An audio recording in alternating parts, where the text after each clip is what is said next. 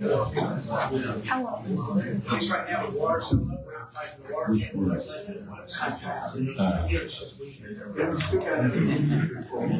I got one in my pocket.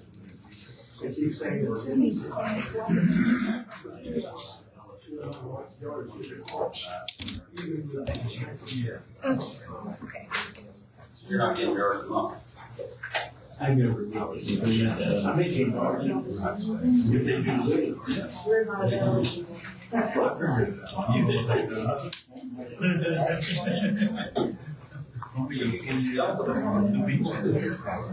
They change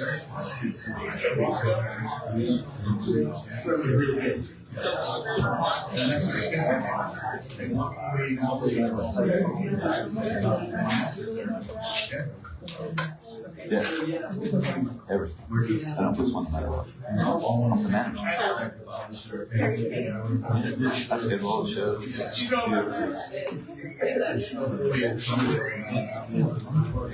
I mean, even before I called my manager for years. Shows. Show. Saturday. Left. Destiny. Another band.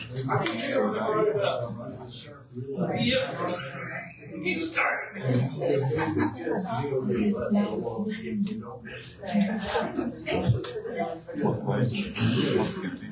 We'll call this meeting to order. This is a regular meeting of the City of Callaway Board of Commissioners.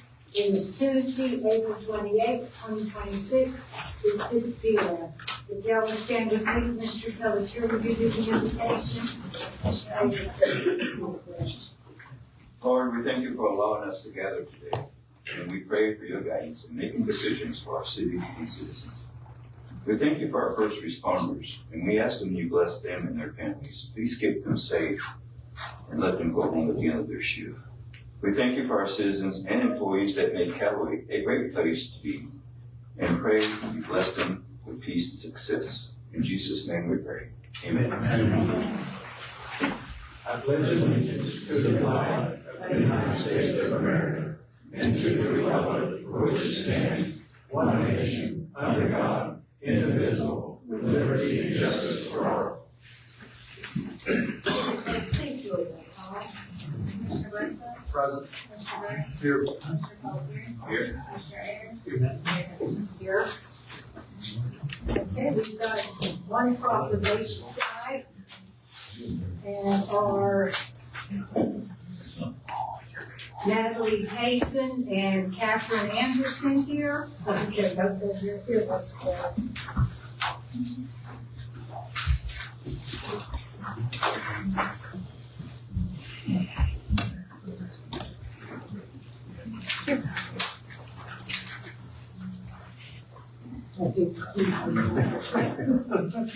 Okay, I'll go ahead and read this and then I'll present it to you. City of Callaway Proclamation. Whereas the Fair Housing Act, enacted on April 11, 1968, enshrined into federal law the goal of eliminating racial segregation and ending housing discrimination in the United States. And whereas the Fair Housing Act prohibits discrimination in housing based on race, color, religion, sex, familial status, national origin, and disability, and commits recipients of federal funding to affirmatively further fair housing in their communities.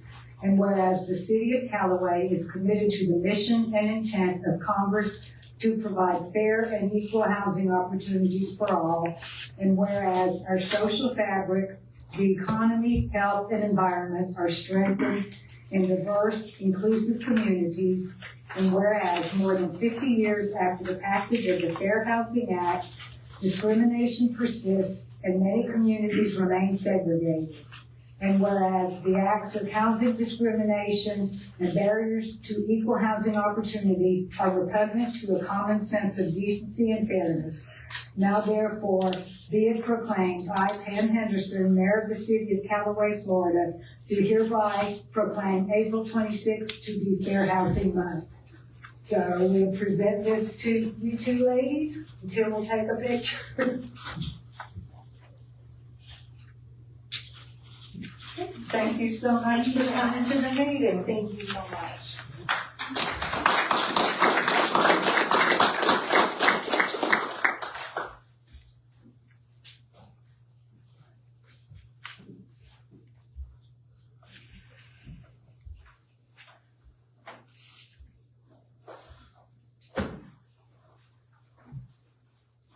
April, so we're back to doing our Yard of the Month presentation.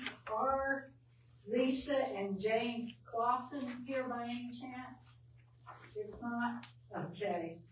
We are presenting them with Yard of the Month. I just wanted to read what the person that submitted their house for the award, they said, we would like to nominate a house in our neighborhood for Yard of the Month. This house is always expertly manicured by the owner, not a yard service. The owner puts a lot of time into the yard, flower beds and native grasses around it. The bushes, crepe myrtles, and other trees are pruned and well kept. The address is 6132 Imperial Drive, and the picture, he said, it is a beautiful yard. So we present the Yard of the Month certificate to Lisa and James Clausen, and there will be a sign that will be delivered to their house that they can put in their yard to show everybody that they have the Yard of the Month for April. I don't think they'll want to mess up the rest of it. Well, maybe not. Okay, and that takes care of our presentations. So are there any additions or deletions to the agenda? No. No, okay. So public participation for anybody that's not been here before. You can speak on any of the items during the regular agenda. So all you have to do when I call for public participation, indicate that you want to speak. When you're recognized, come up to the podium, state your name and address for the record if you choose to, and then you have 3 minutes to speak on the agenda item. You can speak on all of them if you want to, 3 minutes at a time. And then at the end of the meeting, if there's something you wanted to bring up that was not on the agenda, same process, just let me know that you want to speak. You know, when you recognize, come to the podium, state your name and address, and you go ahead and talk for 3 minutes about whatever was not on the agenda that you wanted to talk about. So we're on to the approval of minutes. We've got the minutes of the regular meeting of April 14th, 2026. Did anybody have any changes or comments on the minutes? I think, this morning I realized on the first item under regular agenda, I had it listed as ordinance 1142, it's supposed to be ordinance 1143, so I have corrected them in the. Okay. Anything else, anybody? If not, I will entertain a motion. Motion to approve the minutes. Second. As amended. Yes. We've got a motion and a second, so if there's no further discussion, all in favor say aye. Aye. Any opposed? Okay, motion carries. And the financial statements are there for your reading pleasure. And we will go on to our regular agenda items. Item number 1, ordinance 1142, requiring communication provider to provide registration. City Attorney. Ordinance number 1142, an ordinance of the City of Callaway, Florida, amending Chapter 14, Article 1, Section 14-3 of the City's Code of Ordinances, repealing all ordinances or parts of ordinances in conflict, providing for severability, scrivener's errors, liberal interpretation, modifications, codification, and providing for an effective date. This ordinance requires registration of communication services providers with the city. And City Manager. It's pretty simple. We can't really regulate them. They're not allowed to be charged permit fees or anything else, but this is going to require them to register with us, give us their timeframes, their schedules, their locations, so that we can be better informed and let them know what projects are going within the city that would affect their situations. So it's really just a way for us to make sure that before they come in and start digging their top of the city. Well, that would be good. I know I've had citizens say, why didn't the city let us know what they were doing in the right of way in front of my house? And I'm like, we don't know. They have easements, they can come in and do, and they don't have to check with us. So this will be good that at least they have to let you know, we're gonna be doing this in this neighborhood. I have a question. Why didn't we do this a year ago when we were talking and Attorney Obo says that we need to put in a contract? So what changed from what he stated a while back? What contract? Well, I was talking about, Florida Power, and all these other contracts that we have out there. It's what we included in the contract. So what changed from what he said then to now? You'd have to ask Kevin. This has been an issue that we've talked about multiple times. Bill, if you want to get up and speak, you're welcome to also. You should have done it one time. I don't know that this, are we gonna try to get FPL to? Well, this is specifically for communications providers. This com, it has nothing to do with FBL, TICO, anybody else. It's specific to From what I understand, no. Okay. All right. But we have a new provider coming. All right. That's what sparked the ordinance. Okay. All right. Anybody else have questions? Did anybody in the audience want to comment? Okay.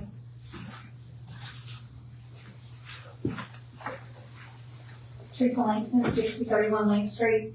I'm curious, since we have a new one, do we know what company it is? I'm sure we'll know what company it is, but I don't know if it's out to the public yet. And sort of like with the issue with TICO and stuff, not knowing where their lines are, are they gonna be required to tell you where they're running lines? So in the case we have to do major work like Cherry Street again, we know where the lines are at, and is there anything to protect the city from delays? So when we have work like Cherry Street, against the company to move the lines or, do something with the lines if we need to do work there.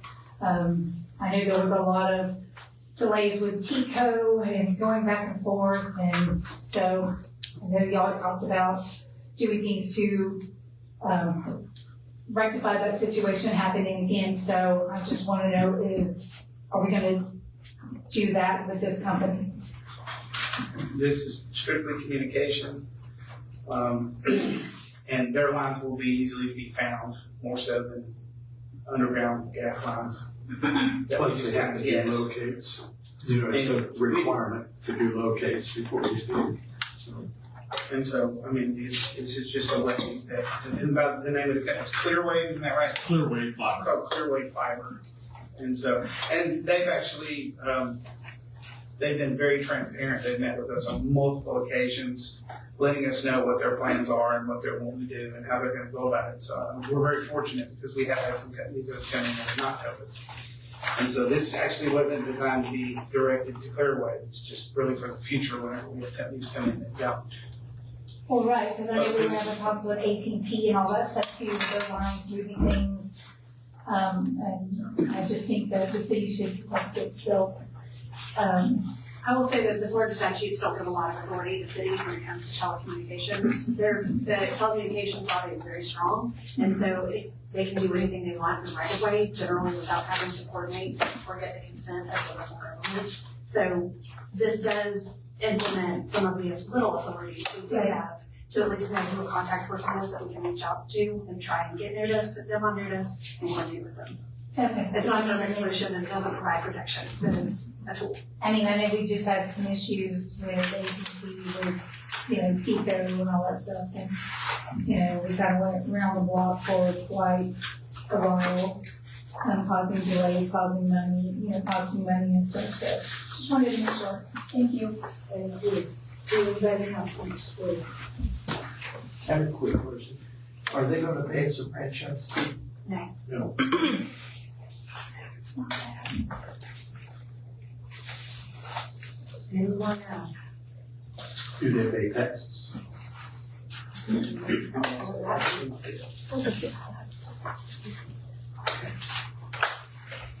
And I know that this got sparked by the new company, but will this affect all telecommunications? Wow, Comcast, AT&T, all of them, will all of them that have already been providing service have to register? They should. And it's not so much the registration because they're already here.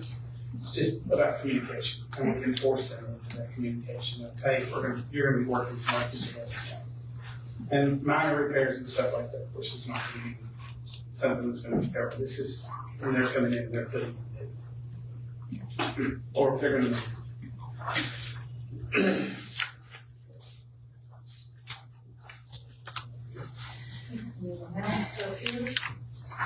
Any questions? Would someone like to make a motion? Motion to approve ordinance 1142 requiring communications provider to provide registration. Second. Please, got a motion and a second. Is there any further discussion? If not, please vote. Commissioner Barfield, Yes. Commissioner Graves, Yes. Commissioner Pelletier, Yes. Commissioner Ayers. Yes, ma'am. Mayor Hancock. Yes. We have on to agenda item number 2, Cherry Street sidewalk, south side, lap, change order number 1. okay, this one, yeah, this is the holdover from the last meeting. I got a whole myriad of people out here on this one. So we have Jordan from American Sand. They're the ones that's requesting the change order.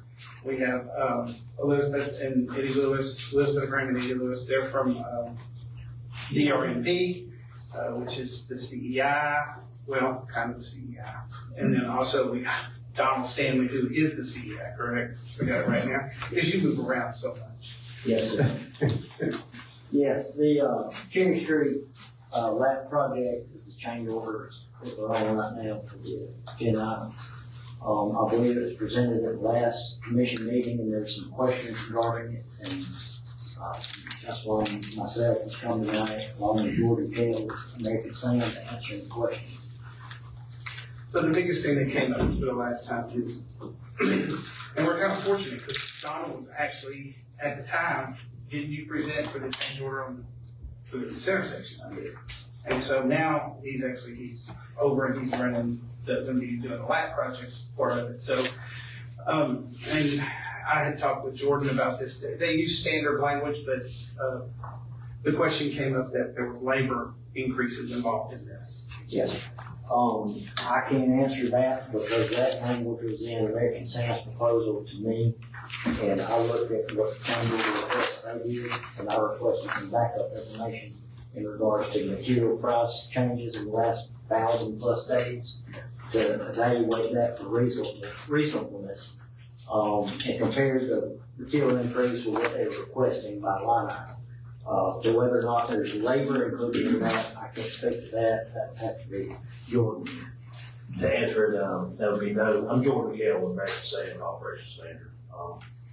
No, labor is not included in that change order. That's just a standard template that we use for all change orders. It was just something that we missed. It was just it was a credit card. There's material. The material, we provided documentation that showed that as the invoices of the increase from 2022 to 2025. So when you say demolition of driveway turnout, Yes. it's not labor? No, so what we would equate that to would be operational cost of equipment. The rising cost of equipment, fuel, grease, everything else like that. We just went line by line and figured out what from 2022 dates to 2025 dates, what has risen in our actual day-to-day operational cost of equipment. How did the type of F curve in the gutter increase so much? Because whenever you're laying a run of pipe, the original alignment versus the new alignment is different, so it involves us having to pour throats, and that it increases like the amount of concrete used and sometimes the amount of pipe. The sub cost for that increased 41% from the information they provided us. I'm sorry, $41 a foot. That's, what was it before? He went from $16 to $57. That 1,000+ days. 300% increase. Okay. And did that affect the concrete pour itself also? Because it jumped up there. Yes, sir. Material cost increase. it was $43 a yard on concrete. On the graded aggregate base, isn't that part of the road that's already there? Are you chopping it and putting it down as aggregate? So no, it's not, it's completely different, sir. So you have to bring it in? Yes, sir. Okay. There's a graded aggregate base also being placed under the sidewalk portion on the line project. Yeah. It is the same material, it's just extended beyond that up under the sidewalk. That's it. What caused the change in alignment? Why? You're talking about, there's a change in alignment. What caused that? It would be essentially where the grading has to be. Trying to think how Are we talking an engineer issue here, or? I'm not exactly sure that I would call it an engineering issue, sir. Well, we bid the project, right? And we knew what the project requirements were. So I'm trying to figure out what changed from the time the bid was out and the requirement. Who made the change, who made the decision to change it and why? That would just be the changes from the original contract to lap. And city attorney, since this is a lap project, it's over 25%, shouldn't it been discussed prior to the work being done? Well, the work had to be done then, right? Work has been, they're just about done. No, Different sidewalk. Different side. That's a separate site, okay. Yeah. Alright, that sidewalk's complete. Yeah. That's over with, it's closed down. This is the This is Cherry Street itself, Right, yeah. the south side. Right. Which we received, I think it was $1 million in last. Yeah, I think we completed like 9% of the project today. And Really hadn't done much on the sidewalk. honestly, the only reason that that 9% was even done because I had to do that section to continue forward with drainage improvements. So that was like explanation. So we don't know why the change, the alignment changed. No, sir, to answer your question, I don't know why it changed.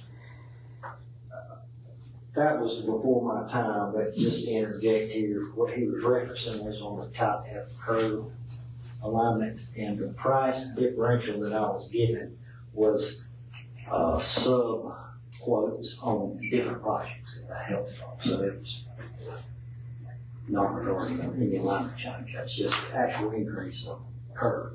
If you could just pass that information back to Eddie, he could just let us know what's going on. So it's not a redesign or anything like that. This is the same original design. This is just, No, sir, this it's just a type of. this is hard costs from 1,000 days difference in the bid and actual going to construction.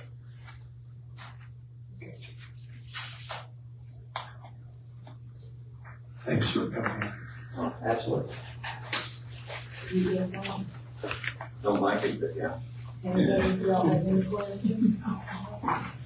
Anybody in the audience want to comment on this? I have a question.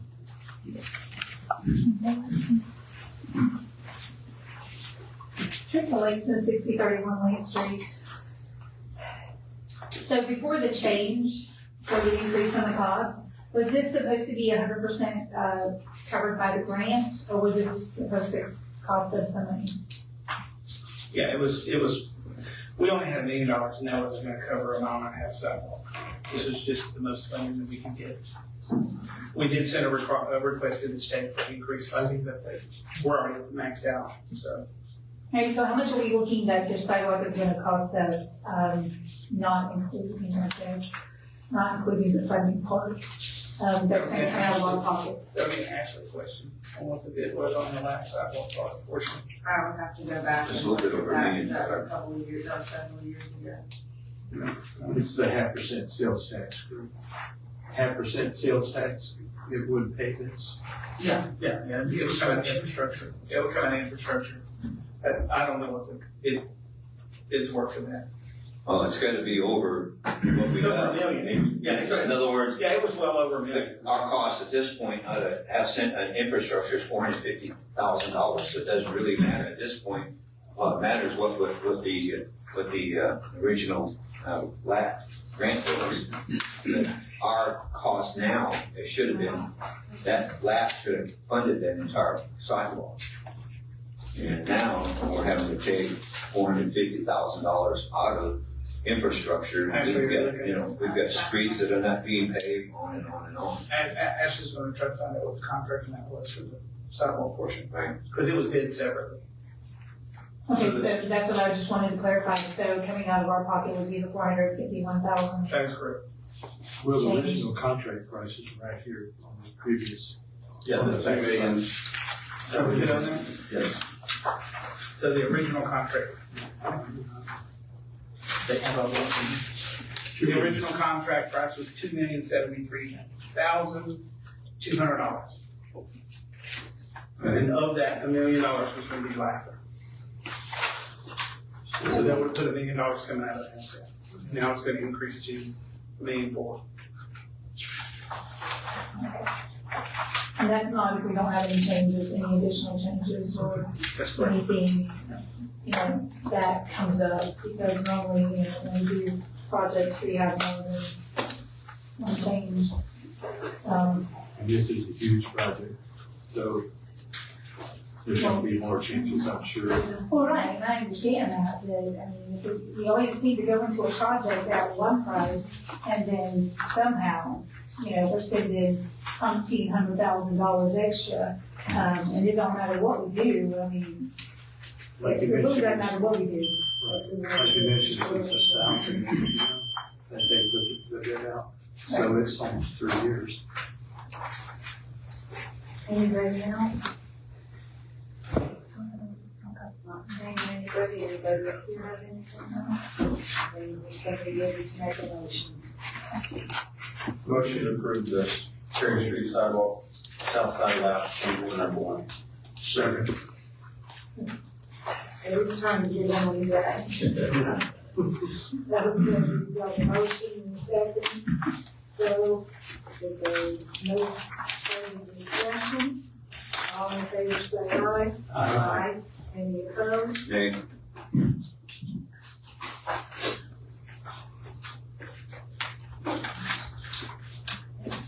Okay, we'll go on to agenda item number 3, task order to increase Cherry Street drainage and resurface. So you have All right, Gabe, you're up.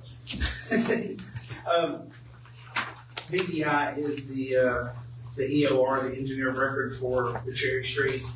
And as you'll know, as we keep digging in the ground, we keep finding more stuff, we keep having to use our, unfortunately, it's gonna be more time and more effort on the engineers to come up with solutions and stuff like this. So we had a task order increase before, we've done pretty much ran out, we're only, like you said, 9% into the project. And every day we're finding conflicts and all sorts of stuff, so, BDI has requested, basically an increase in their task order by $50,000, which will be time and materials only, to continue engineering the project as we continue to find issues. We're digging in ground that hadn't been dug in 70 years. I'll give them that to be professional on them. So, like I mentioned, this is just a not to exceed amount. So I can guarantee you're going to get more hours out of me that I'm going to charge for. But as you mentioned, and as written in the agenda item there, anytime you get to digging, there's unknowns. And so we've had a lot of those, as you're well aware, on Cherry Street. So we're doing our best to continue to stay as a valuable asset to the team trying to complete this project.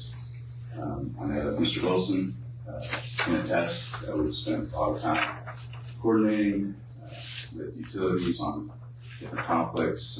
Mr. Jordan from American Sand has been a great working together with us to try and mitigate those costs and time delays. So this is just to continue to keep us going along with the Are there any questions that I can answer? Well, you're saying this is a not to exceed? Not to exceed, so it's only for. Well, the way the project's been going, we've been exceeding. Well, we only use them as required.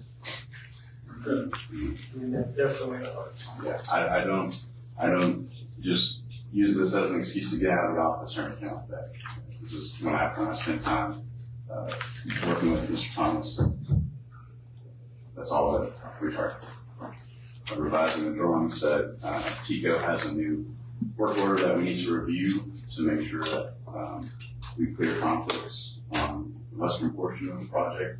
So there are several outstanding items, that we need to work through. So realistically, this is not to exceed at this time. Right. It's not to exceed, or I'll get a couple, or put another agenda item. This is a project that's actually going now, whereas this started back in October of 20. So after the last 5.5 years, it finally got going. So, one can hope that we're not going to keep dragging it out where prices cost more for materials, more time. Yeah, I just want to say one thing. You guys have all been hustling. I've been by the site several times a week, and you're always moving and working as hard as you can up there. I personally, as a commissioner, I think everyone else up here appreciates your effort, and please continue to do that. Anybody else have a question, comment? I expected. Anybody else? Anybody in the audience want to comment on this item? Thank you. See anybody?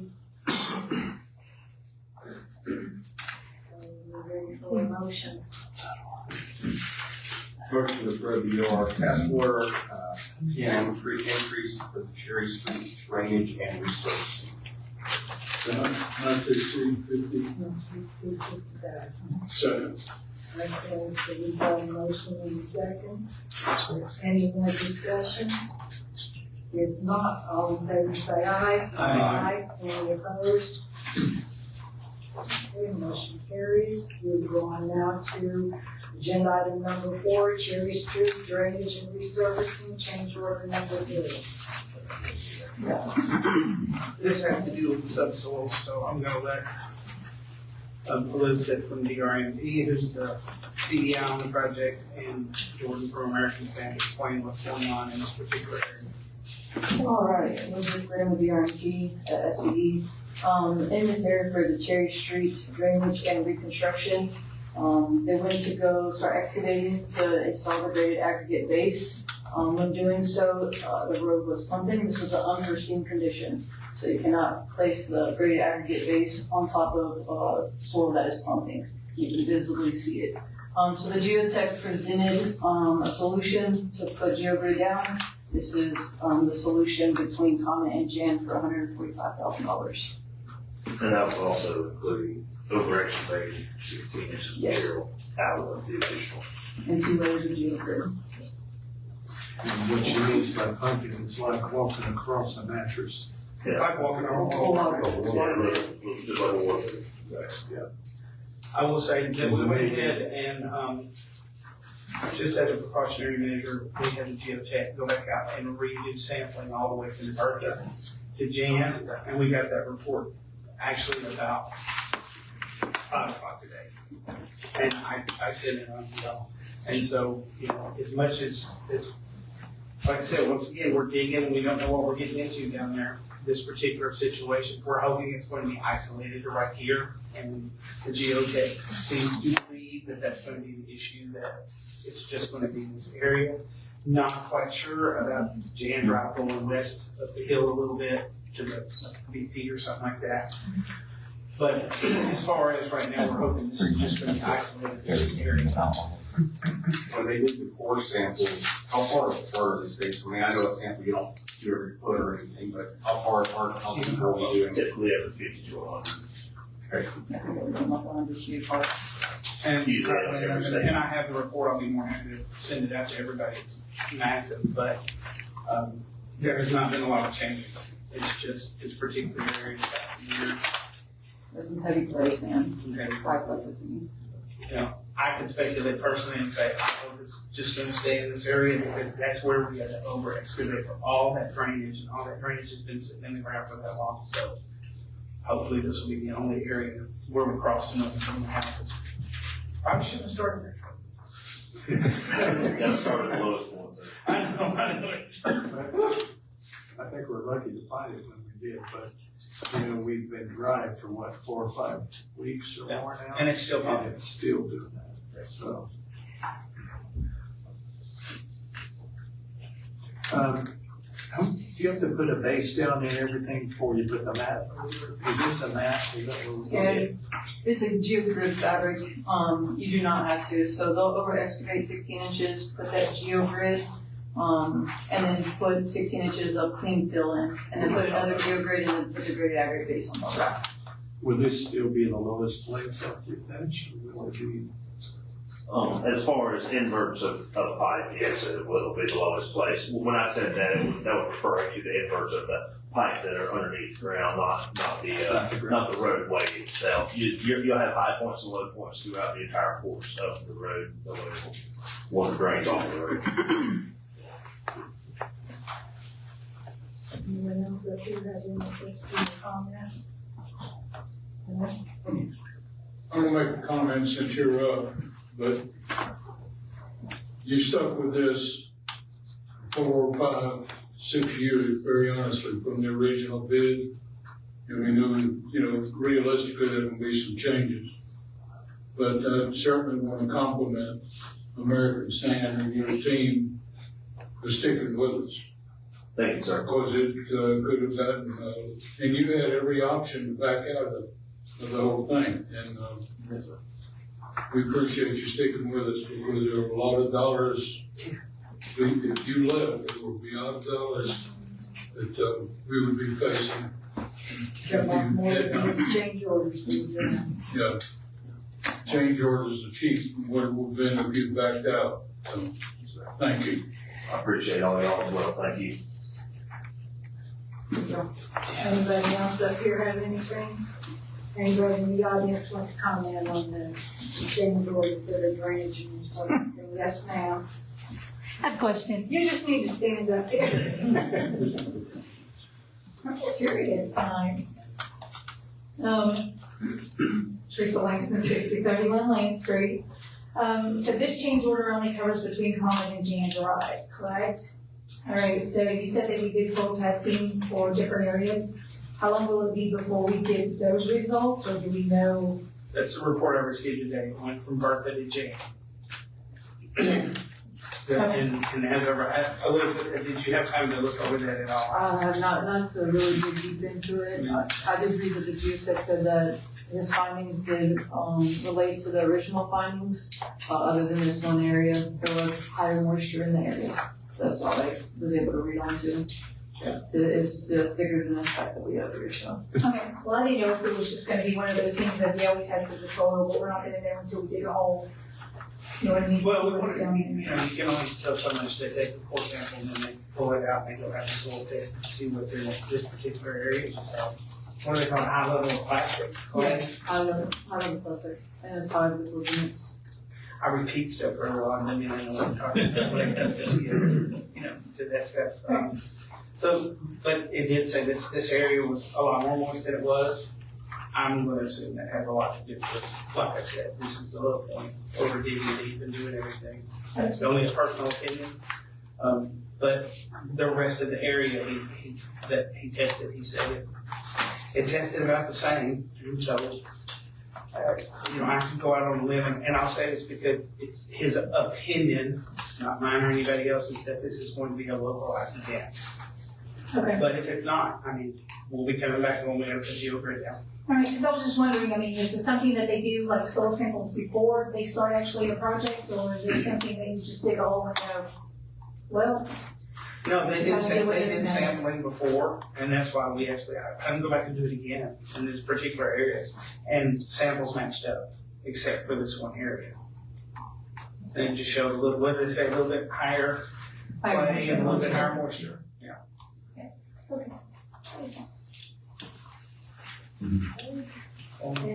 Yes, sir.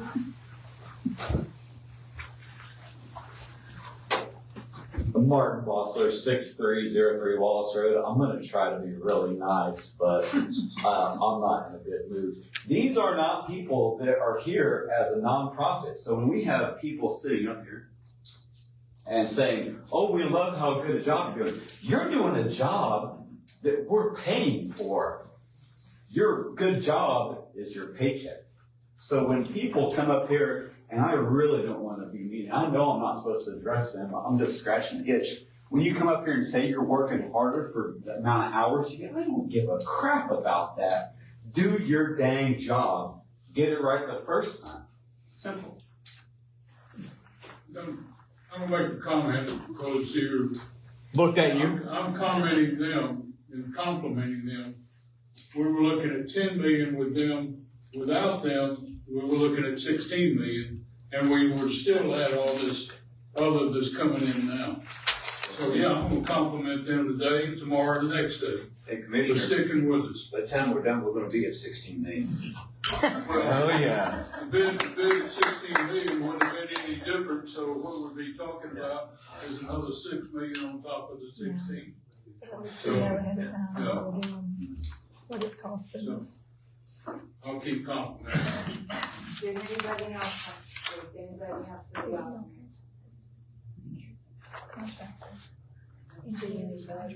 One more question for me. So I know we have the one spot that is testing that. When we say that they're gonna lay the geogrid from Bertha back to Jan. From Jan to Larry. No, from Jan to Coleman. Which one is it? Jan to Larry. Jan to Larry. Okay. So from Jan to Larry is for the geogrid. That doesn't mean the whole area is bad. Is that just overlap to ensure that you're capturing everything? Yeah, it's from curb pad to curb pad, so it'd be 5 foot outside of the curb line each way. Everywhere that there's rock in place.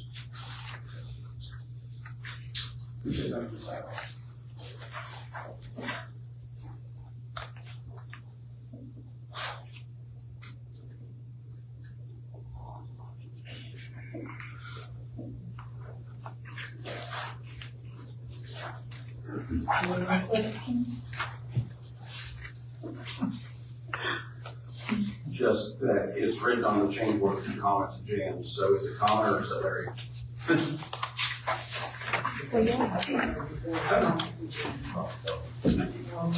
That's what I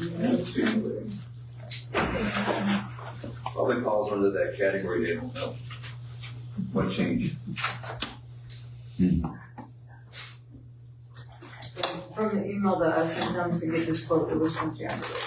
It is Larry, so the typo on the, that's me. So, Larry, did you? My bad. Because they were working on comment. So like shorter or longer? Yeah, my proposal doesn't say. No. Just. If I'm right, isn't Comet and Larry like, They're recommending. they're like 15 foot apart? I think they're like this big, so how about right in the middle? The cherry work I'm talking about. They're almost straight across from each other.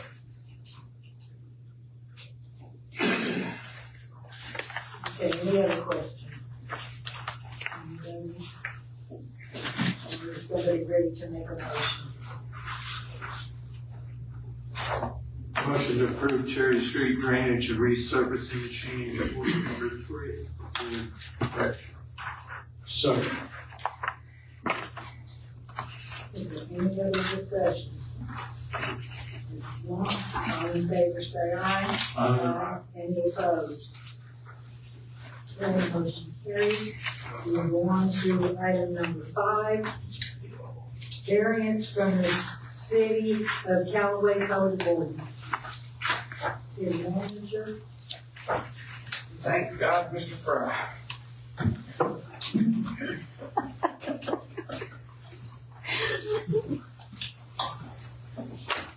right, so, Mr. Jerry Steele has applied for a variance for his property.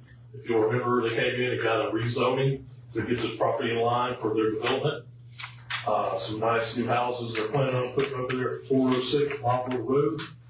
He has, got, Sean McNeil with McNeil Carroll Engineering working on a design. And they've come up with an idea that, they would like to not have to do the 5% requirement for open space. Sean McNeil and Mr. Steele are here tonight, so I think it would be better if we let them. Sean, do you mind? I don't know. You want to kind of explain what it is you're looking at doing instead. I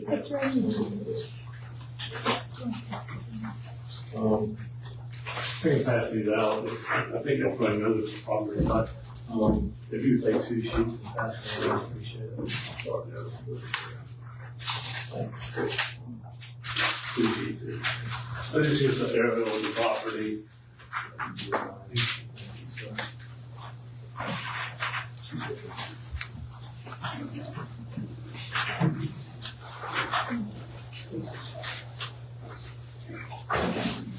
These tables will be a little easier for you. My apologies for that. My name is Sean McNeil, with McNeil Carroll Engineering, 475 Harrison Avenue, and probably on Florida. I'm here representing Panhandle Construction Services Group, Mr. Jerry Steele. We are planning to put in a subdivision, a 32-lot subdivision at the corner of 4th Street and Boswell Road. The address is 406 Boswell Road. What I've handed you in the Word format form is the standard review in your code, requiring, you can go through a standard review with regard to has granting the variance and will not cause any adverse impact to the city or other neighboring properties. So what we're asking for is relief from the 5%, basically neighborhood, park, or open space. The ditch system that is on this property already has about 9.8% of the property encumbered. So the request is to essentially trade that 9.8% of the property for the 5% required, and then grant easements to the city for maintenance of those of that ditch. If you would look at the property, you'll see that on the south side at the 4th Street, you'll see that there are 2 ditches that intersect. The ditch is coming basically from Seneca and Camellia, and other properties to it. There's a pretty good drainage area that's going through there and going through the park, or the Parker, the park that Parker owns there in Springfield, thank you. So with that, essentially the request is we can't, because the ditch is right in the middle of the property, not right in the middle, but it's, intersects the property, we have to keep it flowing. So we back it up, or we have to reroute it on the property, then it wouldn't flow appropriately. So we're going to move it a little bit to the north, so it's a little more in line with the subdivision, proposed subdivision that we're doing. And that subdivision is on that 3rd sheet of this handout I gave you. So if you take a look at it, this is the proposed subdivision. There'll be a cul-de-sac off of Boswell Road, and then 4th Street to put the lot along on the south side of the property. So essentially our request is that the city has been utilizing the property for stormwater runoff. There's no easements the city have, and that we would like the city to say, okay, we'll trade the open space or neighborhood park requirement for this 9.8% of property that's encumbered up here. So I will address any questions you may have. Hopefully I explained it well enough. I knew this was going to come back. What does the blue represent on your drawing? The hashed blue is the ditch easement. The dark blue or the stormwater will be the stormwater for either side of the subdivision. Okay, so you're going to move it over to there? Yes. So all the area in between the ditch now and the road, that's going to be housing now? Yes, sir. You see the lots line up there, yes, sir. Gotcha. And if you look back at the aerial, you'll see those ditches. We plan to pipe along the East Fourth Street to capture the stormwater coming from that direction, from south, to divert it into the Bob Dole Road, right of way and down the ditch along that. Yeah, we were out there today looking at this. This is an unusual piece of property. Yes, sir. And 6-7 years ago, when somebody else was trying to do something with it, the issue is the ditch. And the ditch is part of the stormwater system of Callaway, whether we got a right of way on it or not. It's going through that property.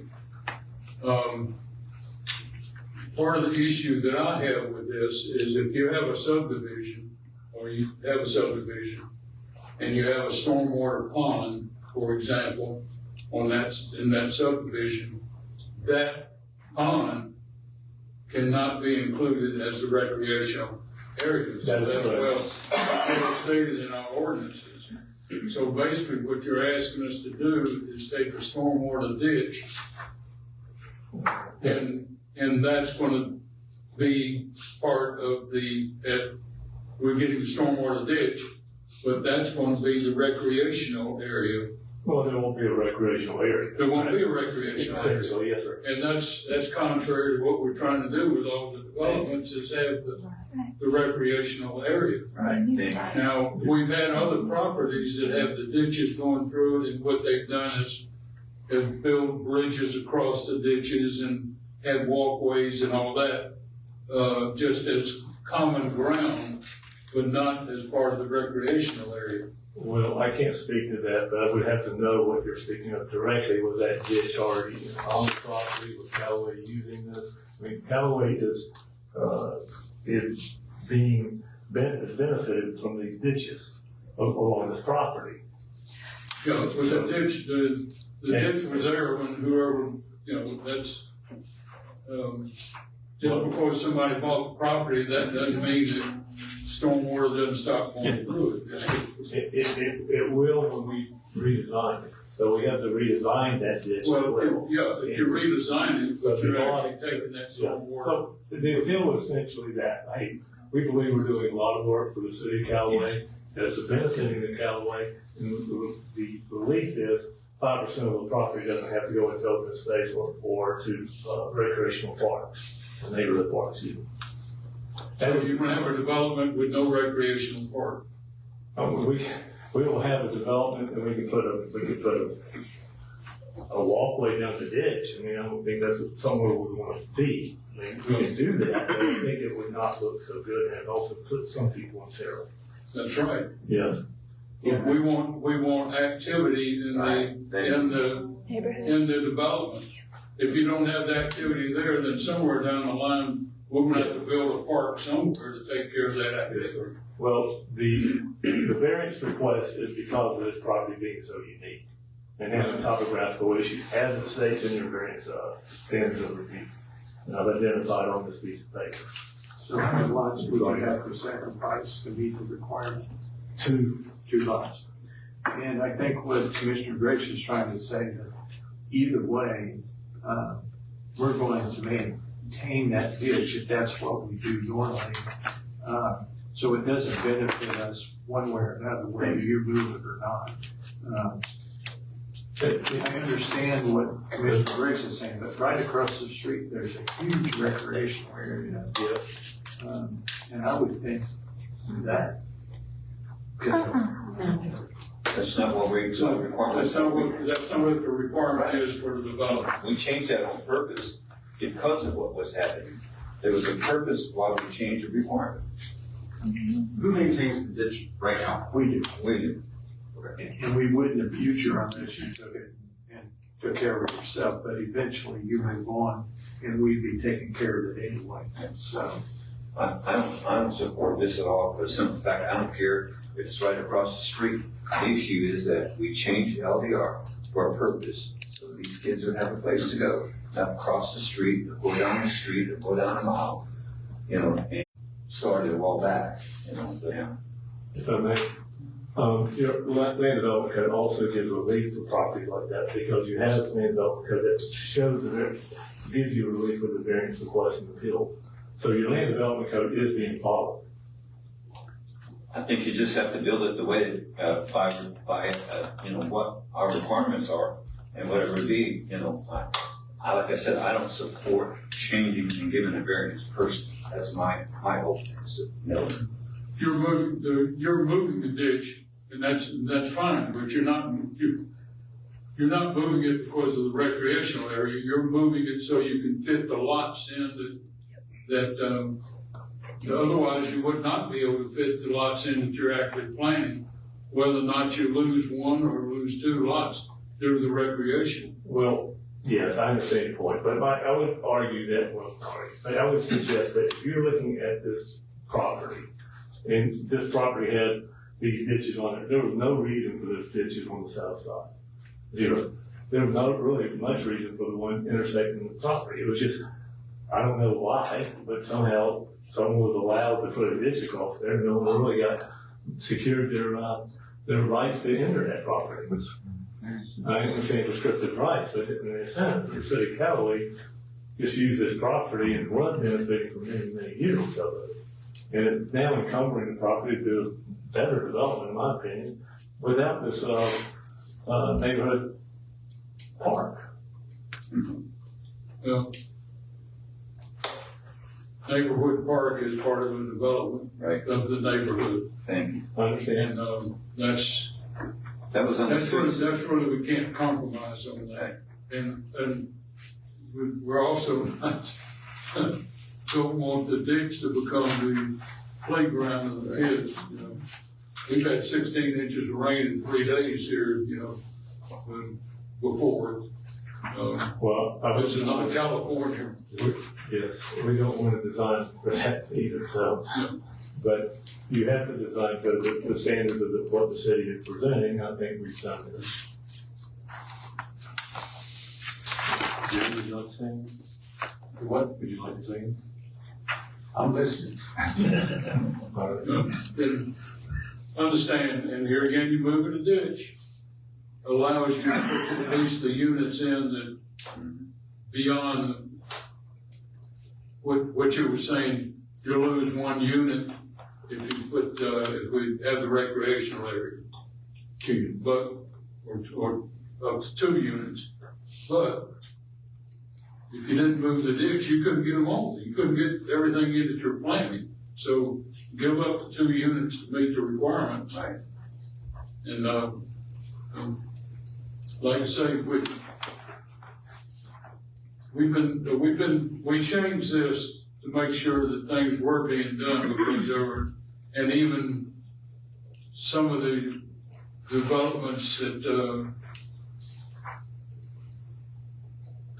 they did not follow all the rules back 10 years ago or 12 years ago, that kind of thing. We've tightened it up and stood by our tightening on this. So I'm not personally, we haven't taken a vote, but obviously you can tell the direction that I'm going.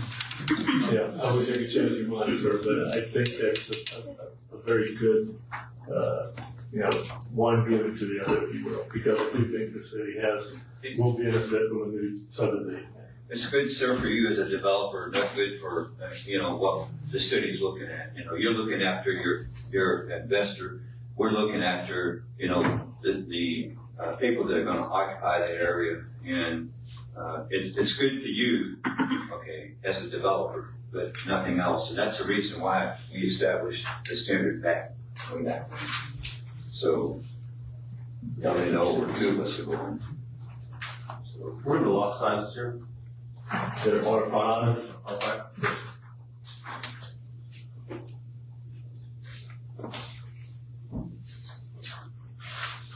And we do appreciate, Big Deal and Karen. Y'all done a fantastic job on the various projects that have come through here. This is just one I'm gonna have to disagree with you on. I don't think you're disagreeing with me, sir. I think you're just disagreeing with God.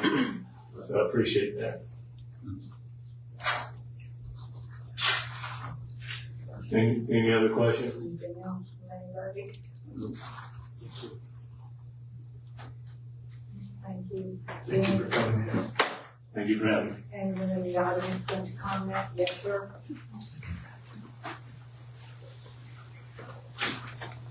Martin Wasser, 6303 Wallace Road. Let me get my reading voice on. And I gotta think, I need to get progressive. I haven't done it, I'm sorry. So now I can't see faces. Article 8, non-conforming development and variances. The purpose of Article 8 is to provide mechanisms for obtaining relief from the provisions of these regulations where the hardship would otherwise occur.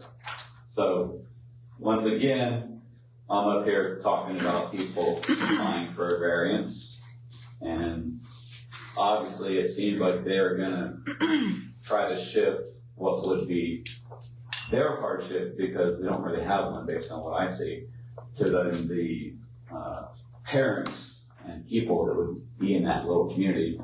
That hardship that they're shifting is where they're gonna find an area to go play and be kids and run around and play in the playground and do stuff like that. So I don't understand, other than a monetarily reason, why people, would apply for that when it's not, what hardship are they meeting, So, that's all. Thank you. Anybody else? Yes, ma'am.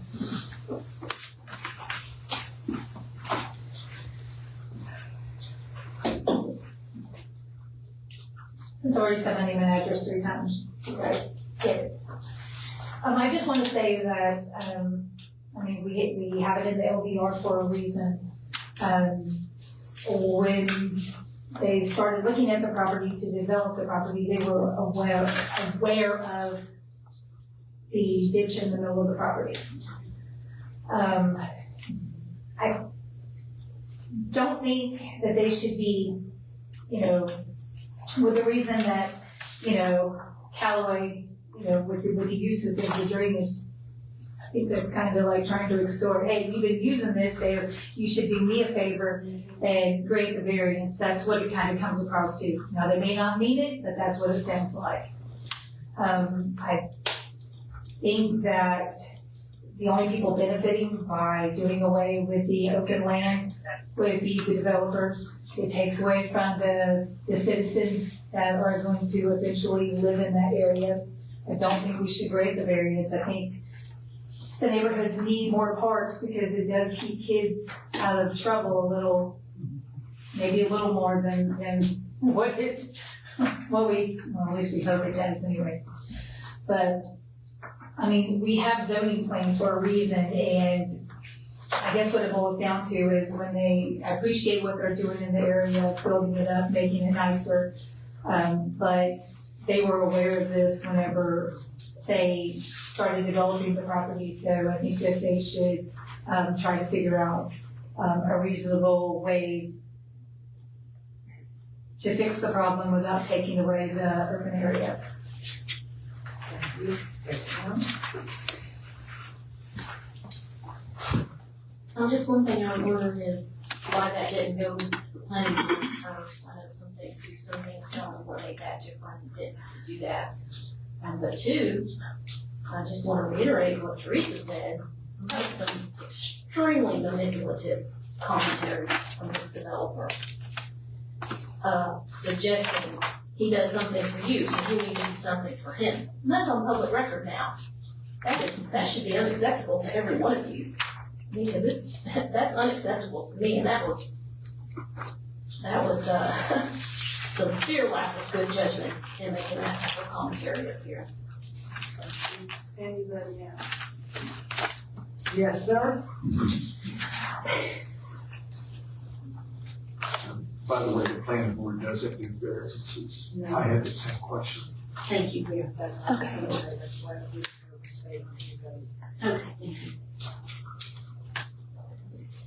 Are they doing this? No, the variance, the planning board doesn't do variances. Oh. Paul Bovack, 7010 Mike Lane. Subdivisions are, in a manner of speaking, many neighborhoods.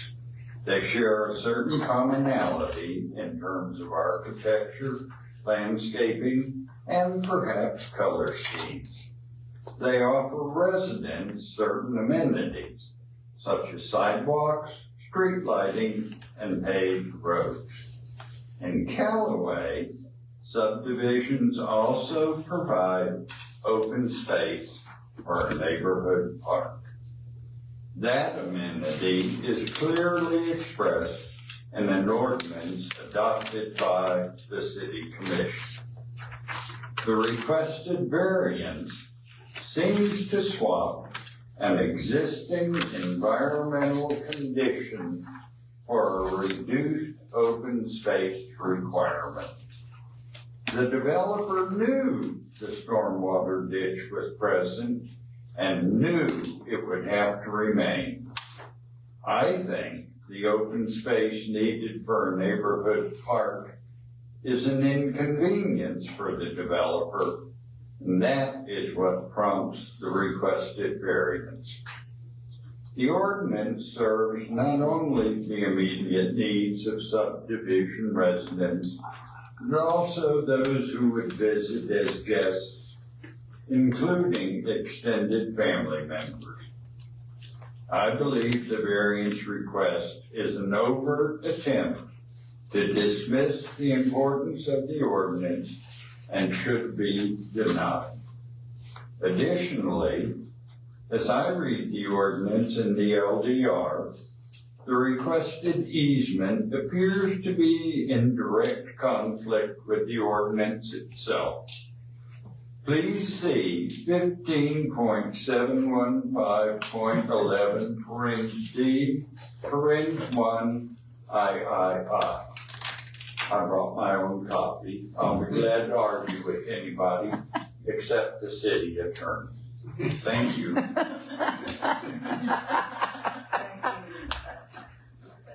Anybody else?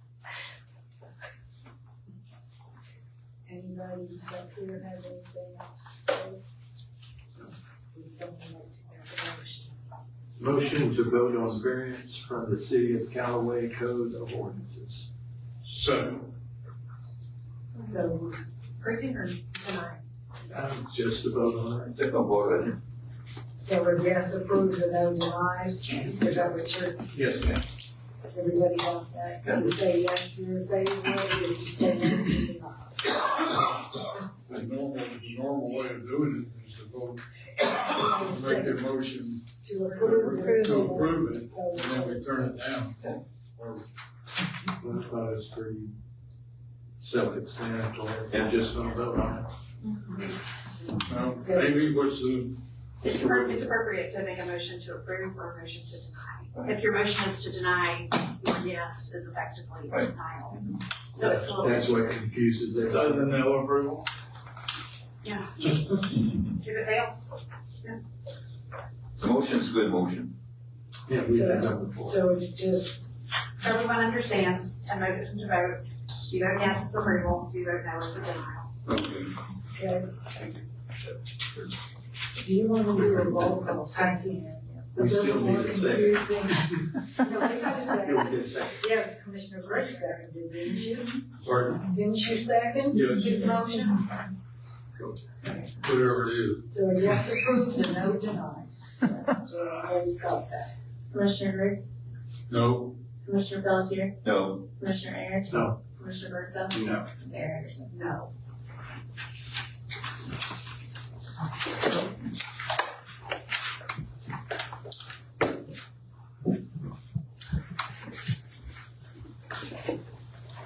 We'll go on to item number 6.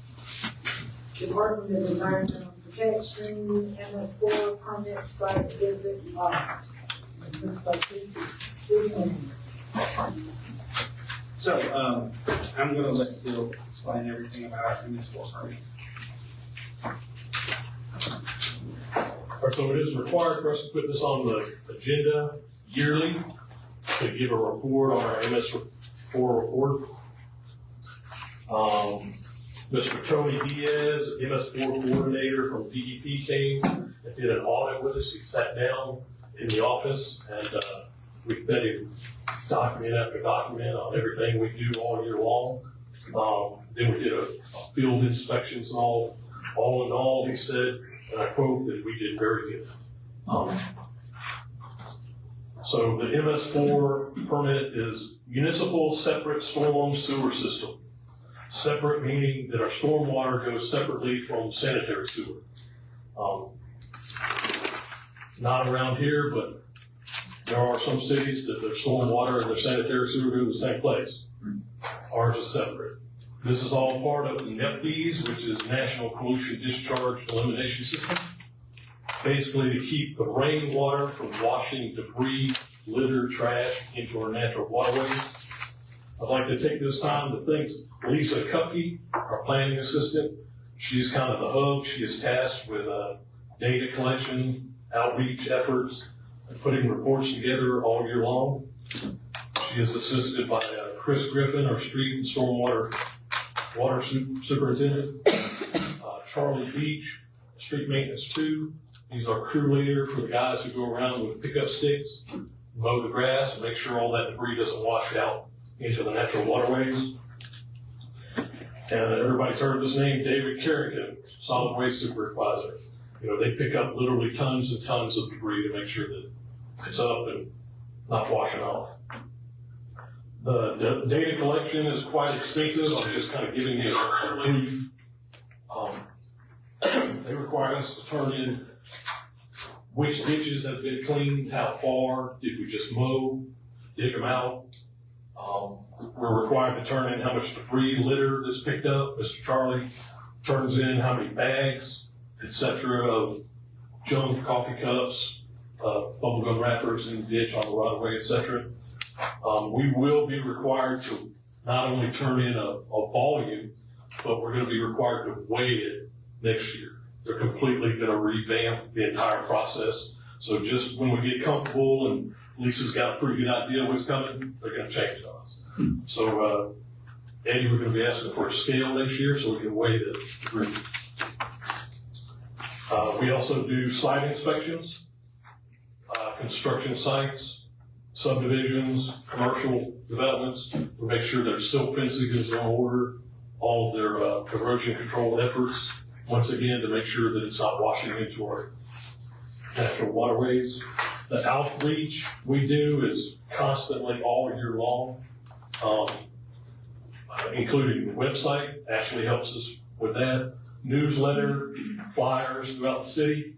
You can go to the fire department, leisure services, any of our buildings and grab a flyer. It gives you all kinds of good information.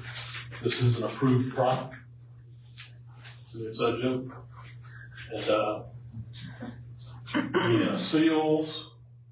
We put, you may or may not have seen these things around. We epoxy these to the grates and all to make sure people aren't dumping oil, debris, you name it. It goes right out into the bay or the bayou or some other form of natural body of water. We are required, for an example, we're required to put 20 of these out a year.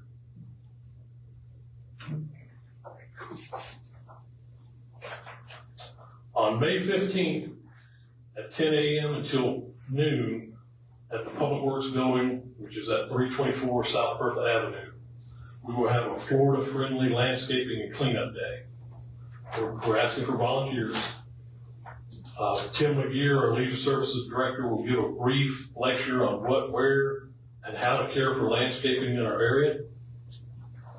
We will then hand out safety vests, poke sticks, grabbers, and buckets, and trash bags.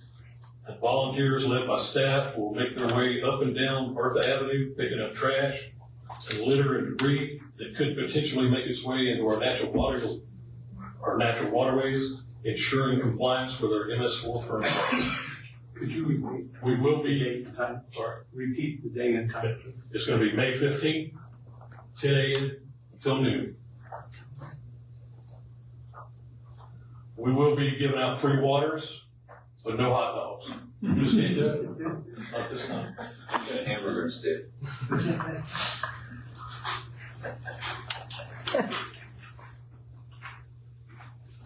That's our MS4 audit report. for this year. Excellent. Anybody have any questions? Thank you, and certainly thank you, Yeah. the team. Yes, sir. You have any other action on this? It's just good for It's just, you just got information for information. We appreciate it. Thank you. Okay, that brings us to our last item, number 7. Cherry Street Water Main Improvement Materials, Phase 3. Actually, oh yeah, that's you. Alright, so we issued this invitation to bid on April 9th, and it closed last Thursday, the 23rd. This is for the water main improvement, is it phase 3? I think it's the last one, the big chunk. Yeah. So it should be the last one. We did have 2 companies that bid on it. However, so State Line Waterworks originally was the low bid. However, after reviewing their bid, there were 13 line items that they just put no quote on. It's a big surprise, they just typed out no quote. That explains how they have the low bid. Correct, they did. So, we do recommend to award it to Ferguson for they did have all of their line items quoted. We'll say that we took the information from Ferguson for those missing line items and put that into State Line, and it was higher. It was higher by using the same numbers in both quotes. So Yeah, they were like 25,000. yeah, 25,000 over. So And this again is just materials. This material. The city will do the work in-house. do the work. What part of Cherry Street is this covered? That is a great question. Yeah, that's the rest that we have in our. Correct me if I'm wrong, but from my understanding, Thomas, this is from Kendall Parkway To Jan. to Jan, To where Jan. they are now. I believe But it doesn't cover from Jan on to Star. No, the original Because that's one gonna we happen. did that y'all got quotes for the original one, the 50,000. That was a quick one that we did, Yeah. and that was just that one area. and then the last one that we did was from there to Star. And then this one is from Jan to Kendall Parkway, So this will finish the entire length of Cherry Street, correct? for my opinion. And this will have us having material sitting in the yard, not waiting 2 to 3 years for prices to go up on it. Correct. Yeah, we'll put it in the purchase. We'll be using impact materials. As they do that, we're adding hydrants and we're increasing line size. Make Chief happy. We're laying out water lines temporarily. Any more questions about, from anybody? Or I turn it over to the public? Did anybody in the audience want to comment? No? Okay. Nobody wants to comment, so we either need to ask more questions or make a motion. Motion to approve bid award CM 2026-03, Cherry Street Water Main Improvement Materials, Phase 3. Second. Second from Ferguson. Sure. We have to identify who. Oh, sorry, with Ferguson Waterworks as the contractor to supply the materials. Okay, so we have that in a second. Is there any other discussion? If not, all in favor say aye. Aye. Any opposed? Motion carries. Brings us to the end of our agenda item. So we will on to commission and staff comments. I don't have much, I just wanted to let everybody know at our DAR meeting last week, it came up every year, the local chapter of the DAR puts American flags on veterans' graves at Memorial Day in some cemetery. So I suggested that we do Callaway Cemetery, so we'll be putting flags on all the veterans' graves. There are 157 veterans buried in that cemetery. And if anybody knows anything, I've been trying to do the work so that Callaway Cemetery is included in the Wreaths Across America program that happens in December. I keep hitting the wall though, because anybody I try to get in touch about that, I don't get any response. So if anybody out there knows anybody that has anything to do with Wreaths Across America, let me know so I can try to track this down and we can get our cemetery included. And make sure you take a drill with a long drill bit. I know, we will. And it's got a big battery off of it. That ground is hard. Let's not go too far down with the drill. Yeah. Just a little bit above. Okay, I thought I'd take like a spike in a hammer. Yes. That's all I had. Commissioner Ayers, we'll start with you tonight. Oh, yes, ma'am. Attended Bay Estuary, meeting. At the meeting, they gave me some flyers for a fun run that you can make donations to. So if you're interested in donating to the committee, Bay Estuary Committee, it's right there. Or if you'd like to become a sponsor, there's a sponsor package. Attended the Historical Society, very interesting. And then met with the city manager a couple times and reviewed all of our projects. That's it.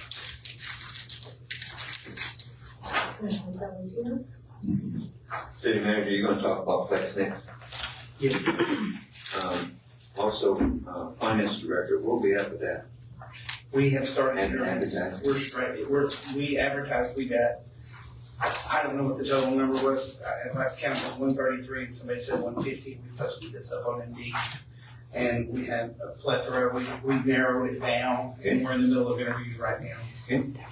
And, Chief, can Chief, give us we tested all the hydrants. Do we have any hydrants out there that are broken we need to replace during the testing? None that's been reported. Deputy Chief is still insert stuff and getting all the numbers, but nothing's been reported to me, sir. And I know what's going on with Cherry Street. I guess we're not gonna get it scheduled because we're kind of tied up with that one particular area.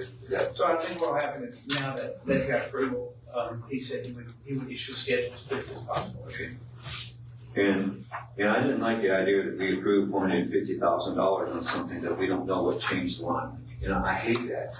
You've got engineers, and I know they're doing a good job, but they should be able to give us justification why that line was changed. So that, I will tell you this much, that when he said that, I was like, what are you talking about? None of the plans have changed. They have not changed. He was basically, that was also the contractor. Well, I understand so that. he was put on the spot, and Gabe, you can attest to this. Nothing has changed on any of that. It's just, he was put on the spot. From the original design? No, not at all. He was trying to talk about, and I really don't know where the term misalignment came up from, because that's the first time unless Gabe, you have something you want to share. But, no, that was, and that's why the CEI stepped in and tried to say, no, that's what's done. This is just materials only to do this stuff. And some of it might take more, I don't know. But if you got anything, but the work misalignment was not a good statement to make. And once again, you're talking about the project manager. He's the guy that's out there on there. But it made me believe that the cost increase was because of that. Right. And that's what I hated and why I voted no, for the simple fact that, we're increasing it because of alignment, and the alignment should never change from the original project. And of course, Gabe is the EOR, so he doesn't review the CEI reviews the change orders and does all that, but Gabe, you can attest, there have been no changes. Correct. Yes, sir. No, the alignment has not changed. Okay. Well, it just kind of threw me for a curve when he said that, and I said, no, wait a minute, why did, and nobody can give me an answer as to why it was changed. No one up here. Well, Donald was like, he tried to say, no, there's no misalignment or nothing like that. And Donald mentioned that there was a sub-quote. So I believe Jordan would maybe, he was trying to remember the reason. And that maybe he thought that was why. Yeah. All right, well, thank you. That's all I have. Mayor, there was one other thing. I did address a couple citizen inputs that I forgot to mention. Wallace Road, Martin brought that to my attention. And Eddie talked to the contractor out there. They're gonna fix what they're not gonna replace with a driveway. No. And then we did go to the Lee Drive and look at that, and then Eddie's gonna take care of that. Thank you, Mayor. They ain't gonna tear my sidewalks up and get away with that. I've got a hold on their CEO. I mean, on their CEO. No, it's I've got a bad. hold on their CEO until that's. Yeah, because they wrecked it. It's bad. And I walk that every day. Yeah, I saw it. And kids walk that every Oh, day. yeah. And elderly walk that every day.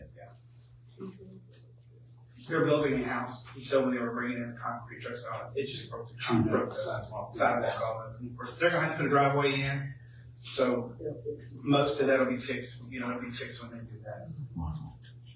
But I did put a hold on the CO. Thank you, Mayor. I'll wait for the updates.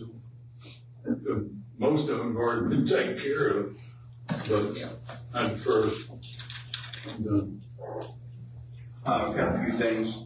One is, all the commission, y'all received an email about, pull back up, the Freedom Truck. Have any of y'all had a chance to research? I know that you. I was gonna submit a request, but I can't submit the request if the city doesn't wanna do it. Right. I don't know We have anything to have about a it, if there's a location. cost or. There's no cost associated with it. We just need to provide a pad. Last time when we had the wall, we had them out here, which worked out real good. That was at Veterans Park, didn't you? No, we had it out right here. Yes, right. Yeah, when We have a wall here. Better than That's all. the same wall. I think This out would of not Harley take that Davidson, much space, so. would it? It's a semi-truck. They could do it at Veterans Park. I don't know, because you wouldn't have Where's parking. your You have to parking? have a better space that, it would have to be out here, and that's the only reason why I didn't submit a request, because now we got to, talk about it. So you have to use parking Glad you lot, brought you that up. have to get parking lot behind City Hall, but it's just, there's no visibility. It'd be best up here. Yeah. And that's up to you all, and, there's no reason why we can't accommodate it. So, I mean, depending on when it comes, you've got right across over here, you've got the parking lot, they could be on the backside. Right. Well, Tim's over there going, what are you doing? There's no cost to the city at all, except for we need to have a space. What You I'm don't know saying, space. Yeah. the scheduling their scheduling is pretty tight. Yeah, but there's 7 trucks too. They're in Glenstown, they can come in and see. So it's just a matter of requesting it. If we get it, we get it. If we don't, we don't. At least we requested it. Well, I'd like to entertain pushing forward, especially the no cost, because that was one of our big things that I agree. The 4th of July festival was low turnout, but really there was a huge cost for low turnout. Okay. This is zero cost, other than obviously it might be some, for Tim, might be some, requirements to have a gate open at a certain time, but other than that, They just come for one day. yes. One or 2 days. I think Glenstown is 2 days. 2 days. I mean, if the commission wants, I'll send Tim the information, and he can call and find out. I don't know what date it would be. I mean, Right. You won't know until you send a request in and they say they'll accommodate us or not accommodate Yeah, it us. might not even happen this year, it might not fit the schedule. Right. Well, Tim, I'll send you the information. At least we can get the request in. I did read that they require a paved surface. Right. They will not accept like a gravel surface. Right. So it would have to be. It'd have to be out here. They go right over here, right across. Right. In the parking Yeah, in spots. the parking lot here. To be a perfect spot. We just have to make sure we didn't have a rental. I think it's what, 7 days a week, 5 days a week? Yeah. Weekends only? But they're only here for 2 days. No, but will they do a weekend, or, do they do 7 days a week? I mean, yeah, do they do it Monday to Tuesday? We don't have a full Don't know. information. That's what we would like to look at. Yeah. Tim, you got any project? Congratulations.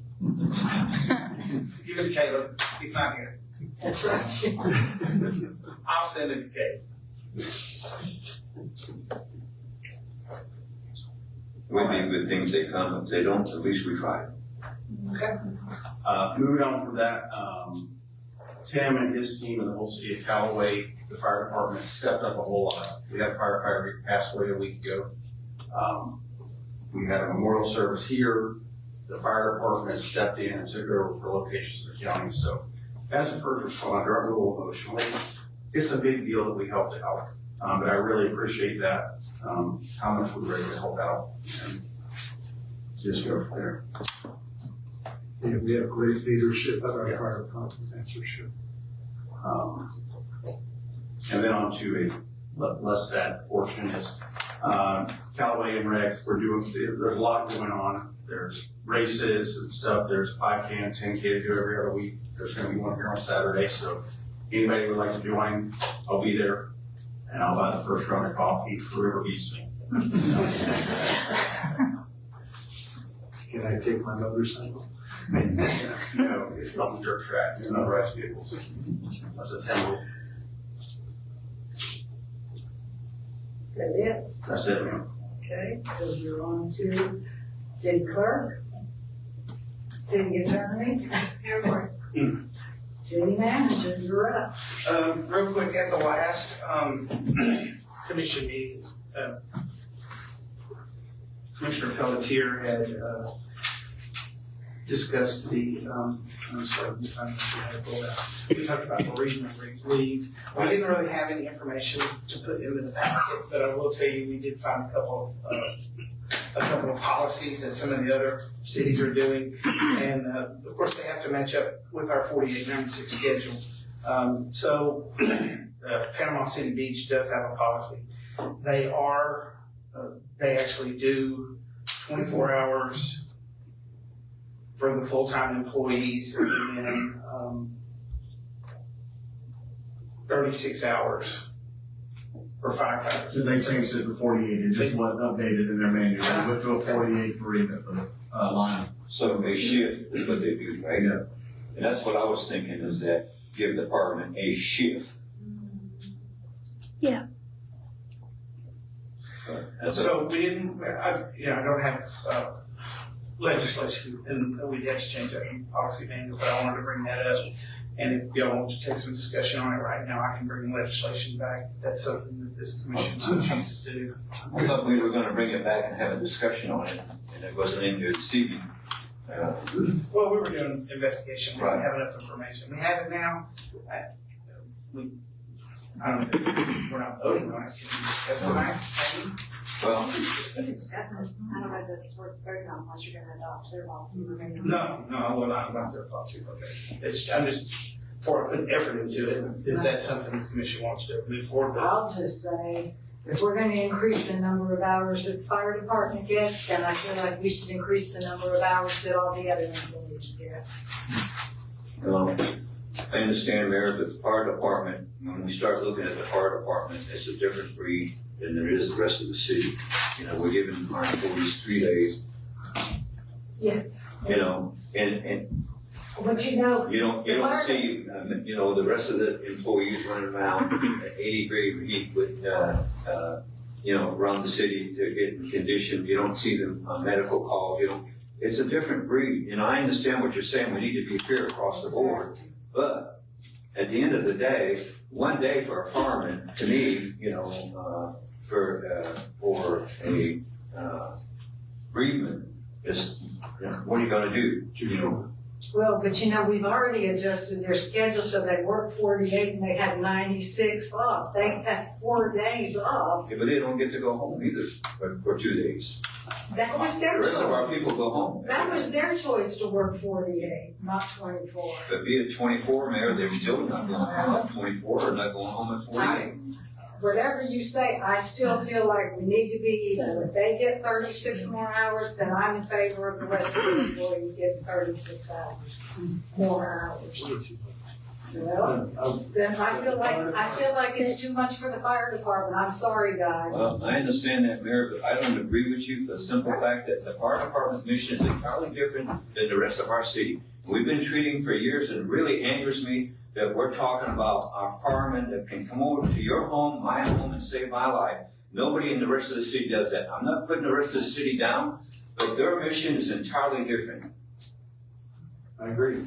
It's just like being in the military, you're Right. expected to go above and beyond. It's above and beyond. What they do is above and beyond the training that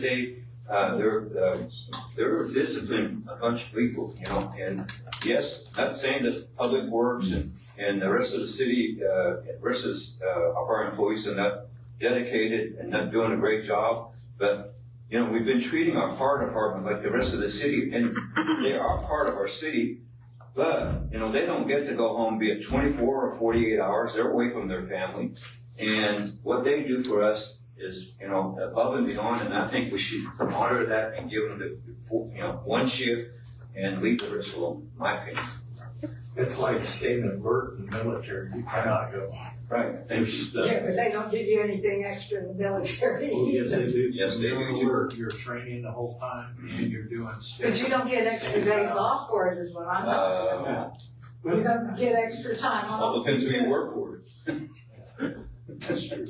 But Well, now, so you want to give them how many extra hours? One shift, ma'am.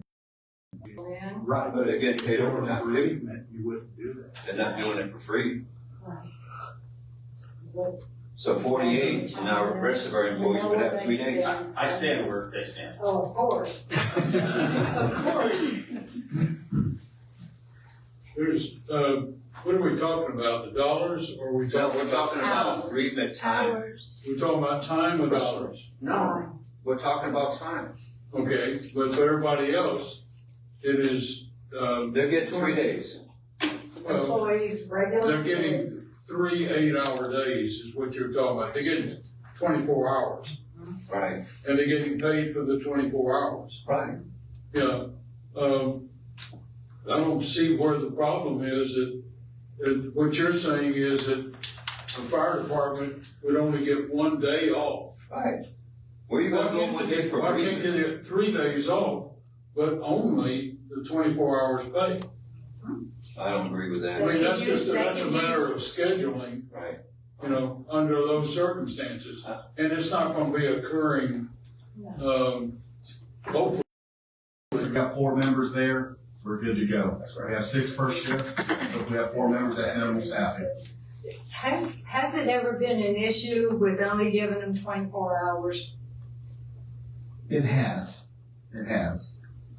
with timing and everything else. Right. We're talking about bereavement here. We're not talking about going to a wedding, you know. No, but what if you had, now tell me this, if you have a regular employee, works at City Hall, they have a parent that lives in Oregon. The parent dies, you think in 3 days they can get to Oregon, be at a funeral and get back? It's no different, ma'am, if it was a fireman, he Well, can get there in 1 that's what I'm day. saying, yeah, but that's what I'm saying, you wanna give them extra so they have more time, so. They get 2 days. Yeah, that's not really extra, I mean, just because they would work 24-hour shifts. Right. And anyway, do they work 2 on, 3 off, is that what they're doing? They work 48 hours on and 96 hours Yeah, off. they work And 2 3 on, 4 off. So if they needed 3 days, they could take it, but they wouldn't get paid for the Right. extra They have day. 4 off, they work 2 on, 4 off. That's fine, but, if the bereavement happened during their shift, then they should take it, but if it happens outside the shift, they still take bereavement. Well, they're still gonna get it. Yeah. So they could have 6 days? So it could be a point could have 5 days, if the bereavement started on Wednesday, he had Saturday and Sunday off. Yeah, but what if it happens on Monday or Tuesday? Well, you still have to take leave. Well, see, they can do the same thing, they can take a leave. That's, Yeah. We're talking about, I'm sorry, I just, 24 hours and schedule the time. I understand that, but to me, it's a slap in the face to the rest of the employees. Well- And I think they would feel that way. well, I understand Mayor, the way you feel, but again, you're looking at as our firefighters that gonna save your life someday. Hopefully not, you don't get to that point, you know. All of us will need them someday, you know. A different mission. If you can get this brought back to us for the next commission meeting, we can have more public input on it and not just our commission. Right. Because I think we all have a certain stance, but what is the rest Well, of the right city? now, y'all have the 3 votes, so. Right, but doesn't matter. We need to hear from our citizens. And give the chief some input to us Well, too, maybe so. we can find out what other cities are doing. And then you've got one. Yeah, I think, do you know what the other city said? South Walton does it, and I didn't even go there because that's a totally different breed of Right, South Walton. right. Totally different animal over there. Chief, how many firemen did we lose this year? Different category, but again, I'm looking at what we're doing for our firefighters. We spent all that in training. How many people did we lose to We have 2 new guys, so within, I'd say, year and a half, I believe. But, me and DC talked about it, and it won't disrupt the mission if we give a firefighter 40 an hour. Right, thank you. And we've done so much with the 4096. We're in a world now where these firefighters, they're going to your car accidents, when they're tasked to, hey, that person flipped out. We gotta get into the woods and try to find them. Cutting people out, cardiac arrest, dealing with, just horrible things. So I'm a big advocate for that healthy firefighter. Yes. And after what happened this weekend with Bay County, I couldn't imagine having my guys there with a mother just passing or something like that, because I'm not gonna have them in the right state for these folks out here. Right. So it won't disrupt the mission. Like I said, we've done so much, with the holidays and the 4896 for their welfare. Like I said, that's just my opinion. I can keep researching and give you guys the information. I totally agree, because they're under a lot of pressure all the time when you do a call. And this would only apply to the firefighters themselves, And can I add? not the chief and the deputy. If it was It's the the sheriff's firefighter. office, we had no control over The that. chief and assistant chief. They do whatever they do. They do their own. And we want it consecutive. We don't want them to split it up. Right. We want to say, hey, I want this day and then this day. No, It's gonna be consecutive. consecutive. Chief and assistant chiefs on salary. So they get paid same on, they're all 10 days or 14 days. No, they get 24 days a week. They get 24 hours a week.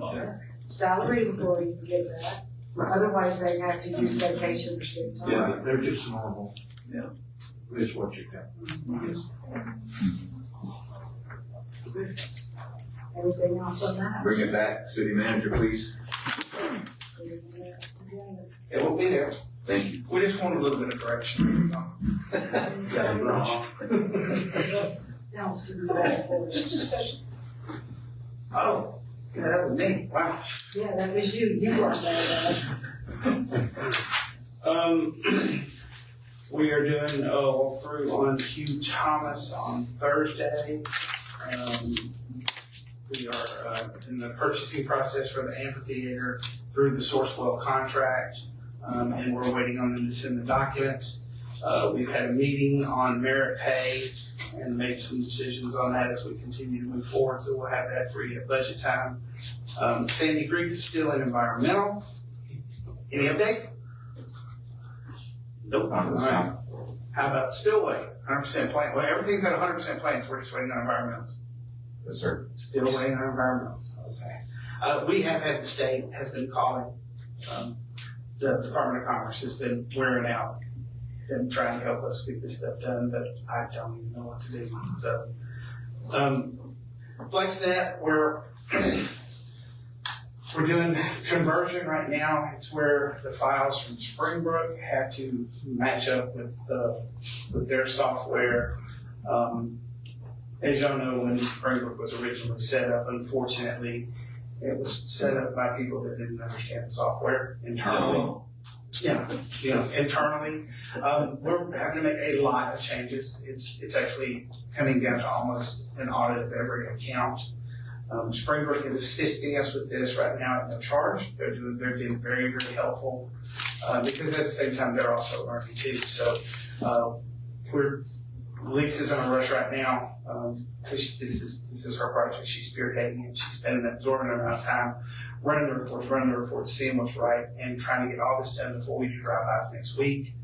And then we'll do the drive-by, and then compare it up, we'll take another read off the FlexNet, we'll run the comparisons and see where we're at, and hopefully we'll have a better idea of where we are in the process on the conversion. Other than that, I will tell y'all that if you'll remember, when we did the lift station, the rehab of the 5 lift stations, when we came back to y'all, there was an issue with the station. Okay, which one is it? Number 1. Lift station number 1 at the end of Kimbrell. That's one that's always down at the water. If y'all remember when we had it originally engineered, whenever FEMA came out with the new floodplain, it was 2 foot below the floodplain. Came back, we talked to y'all about that, and y'all said, no, we're gonna fix it now, which that was, we were advocating for. So on the next agenda, we will have that change order for the cost and the platform, and then some of the other minor costs that we experienced, unfortunately. When we costed these things out, it's not like we can stop a lift station, take it all the way down, and I don't know how much you've been involved in that. Well, there's not a whole lot of other costs in that you'll see at the next meeting in that change order. But the one item that we experienced at every station so far is the wet well bottom. It had grout deposit, and so they were not able to put the base of the pumps and mount them flush. So they had to do some work to reinforce the bottom and pour a new bottom in each well well. So that was an unforeseen cost to the contractor. Is that gonna happen again? You say it was grout? For each station, yes, sir. That is very old. Should it be raised to? Yes, we looked at the numbers. We went back through to see how that would affect the run times of each well. And so we worked in conjunction with Mr. Thomas.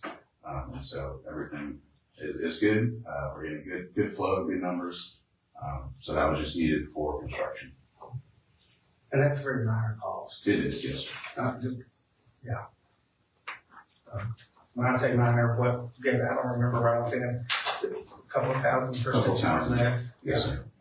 It's just a matter of repouring the bottoms of the wells. And then so they could level up for the pumps to go in. Yep, and there were also some, The majority of the change order, I don't remember what well, Tyler's not done because he's redressing the bottom of this wet well that we're dealing with now. Yes, sir. And that's just something whenever they go in and look at this stuff, you can't stop a lift station and pump it down and go down there and clean it out, look at it and go, this is what it is. It's after you get down there and you realize what's at the bottom. I had no idea. Yeah, it's some I'm of the speaking walls out of needed. experience, I'm regurgitating stuff that I hear. So, but that'll be on the next agenda. It's somewhere around 60,000. Because the one well had to come up, 4 foot? Which means we had to build a platform that wasn't included, and then it brings all the electronics in it. But that was one thing we discussed. Yes. Yeah, but it's great. Oh, okay. It's great, but I'm on the street put all across it. That's what I told him. Because, I said, if I put this fence up, we already had people back here, so it's just a matter of time, that he's gonna call you and say, somebody broke in. yeah, me and Tim have been discussing that, but, our thing was, I basically said, in the discussion that I had, and I actually talked to the engineer today, and I told them, I said, this is not, and if, I said, you're gonna do, if not, I said, it's a city street, correct? I said, yeah, I said, I'll close it, I'll put bars across it. And it won't be a city street anymore, it's a walking path. And then put the thing up, and I said, and then I told them, we would not give that subdivision access. We'll just put a fence straight across. Because at the end of the day, if I remember right, when that project. I was off then, I guess. That's it. And if anything he missed that anybody wanted about. Really? Good.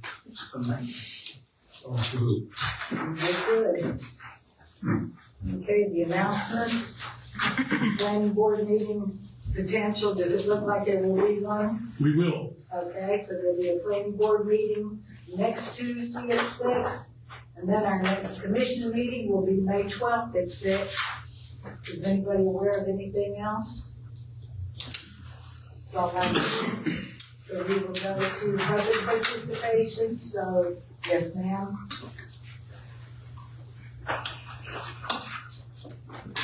So about the fire department. You guys are up here talking about this in hours, which is technically correct. But the reality for every employee is number of shifts. That's where this discussion needs to happen, is how many shifts are we getting off if somebody passes in our family? Regular employees get 3 shifts.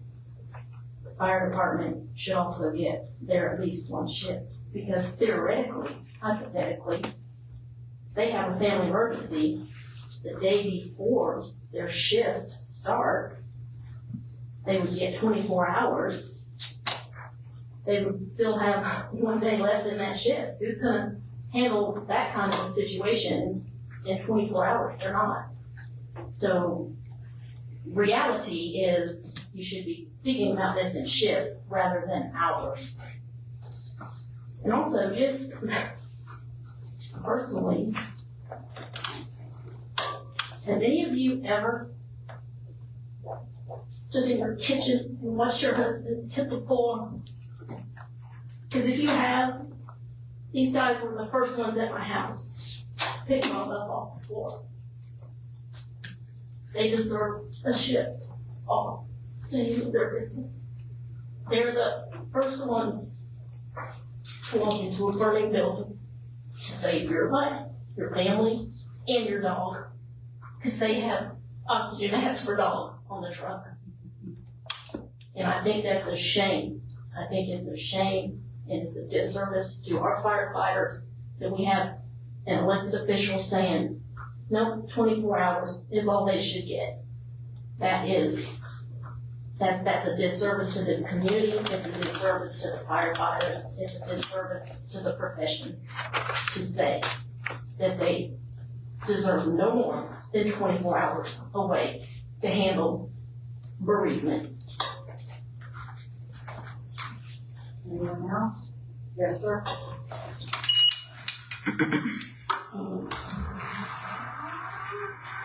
Tim Berger, 66, 20 Cherry Street.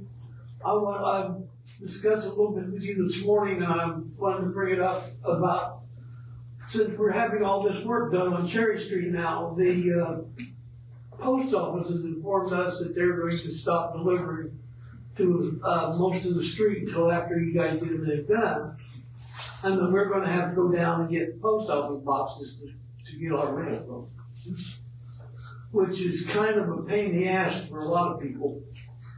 And I was wondering if there was something that you guys could come up with, like, we're similar to mailboxes like they have in a condo, where you can put it someplace on city property with our numbers on there, where we can go and pick it up there rather than having to go clear down to Sherman Avenue to pick up our mail.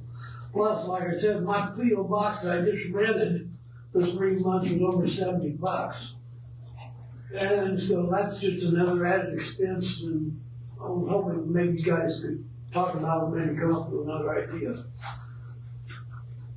I did tell them about it. Okay, and the other thing I wanted to mention while I'm here, speaking as a former paramedic, people in the fire service and in EMS, and it's kind of a cross thing, because firemen are at EMS and a lot of EMS people are firemen. The anxiety level that we maintain, even when we're not on call, is unbelievable. If you never lived it, you don't understand. We're at a heightened level waiting for that phone to ring. And then when we get to the scene, we're dealing with people's lives and everything. And even once we get off the shift, so much of the time it takes us, sometimes we never get over some of the stuff we have to deal with. I know I'd come home off of a bad run and maybe be 2 days before I could finally get back where I could lay down and actually go to sleep. So that's a little bit different than somebody that's working on the street department or one of the other offices in the city. So you guys need to kind of consider that, that's a little bit more involved. So when you're talking about giving people time off, you gotta realize that our stress level is a whole lot higher in that particular occupation. Okay, thank you. As city manager, it was probably costing the post office, because we got that huge section of Cherry Street closed, which the change order, are they gonna be able to open that first section that was supposed to be open at some? This is the first time I've heard that the Post office refusing? Yeah, we have not heard this.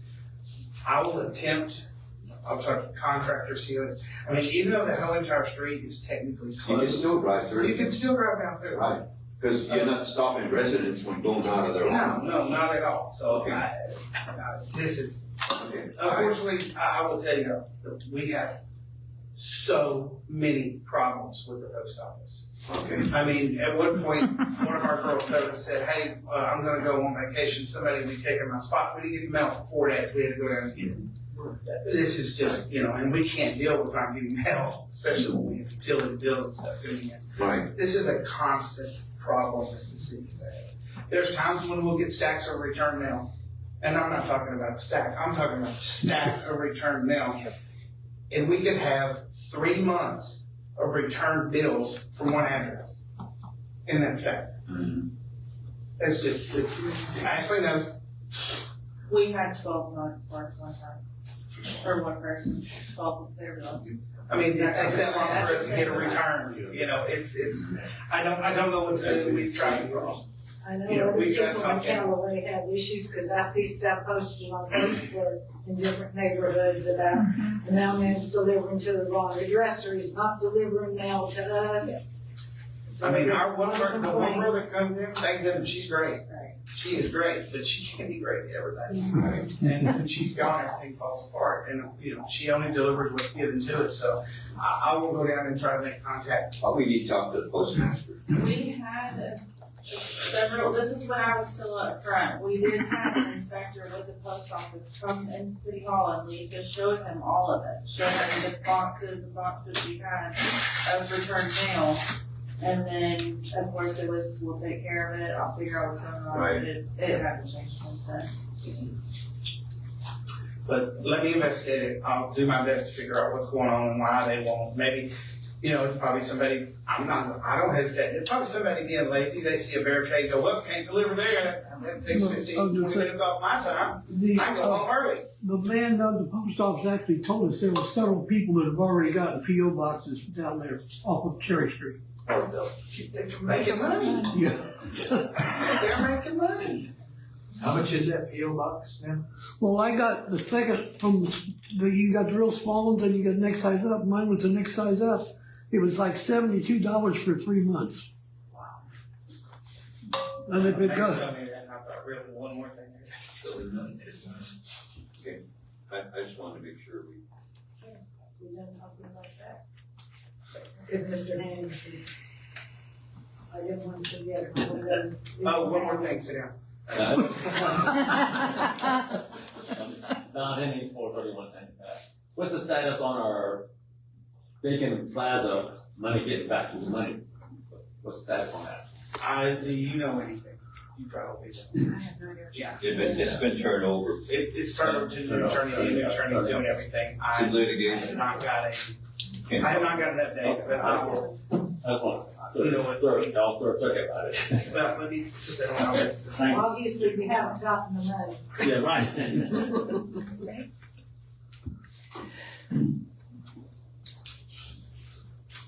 Anyone else want to speak? Yes, ma'am.